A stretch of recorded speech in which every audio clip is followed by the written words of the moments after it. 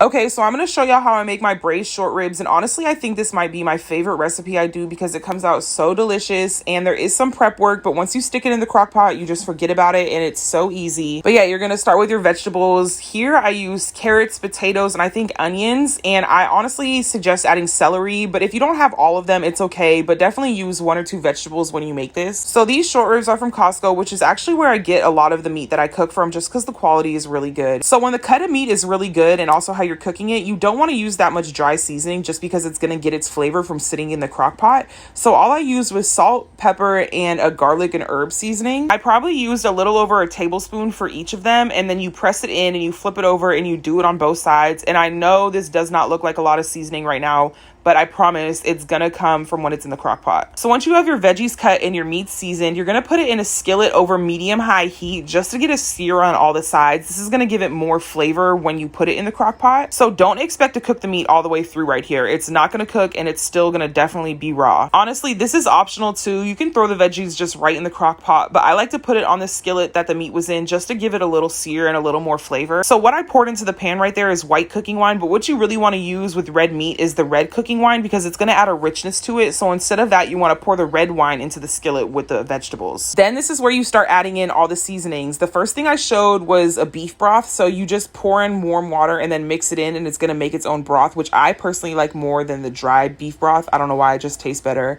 But then you're going to add a whole can of tomato paste. You can mix it in, but you can also just leave it because it will melt down as the food cooks. And then you're going to add more of that garlic and herb seasoning, onion powder, black pepper, and I know it looks like a lot, but just remember this is going to be sitting for over 3 hours and it's going to soak into the potatoes, the veggies, the meat, and everything. So don't be afraid to add seasoning. Like, don't be like, oh my god, that's too much. No, pour that shit in. Also, that cayenne pepper is not going to make it spicy, so don't be afraid to add it in. This is Gravy Master, which is kind of like a thickener. It reminds me of Grace browning sauce, but if you don't have it, don't worry about it. And then you want to add in bay leaves, some Italian herbs, and I didn't have it, but you want to add thyme, and obviously the fresher the herbs the better, but it's okay if you have like partially dried or dried seasonings. Add that in because it'll make a difference. So after you add in all the seasonings, put the lid on, leave it on medium on the stove for like 3 hours and don't touch it. The meat will be fork tender. I like to add the onions after the fact with like 45 minutes left just because that's how I like to do it. But yeah, so from start to finish, this probably took like 5, maybe 6 hours, and I suggest if you want to make this,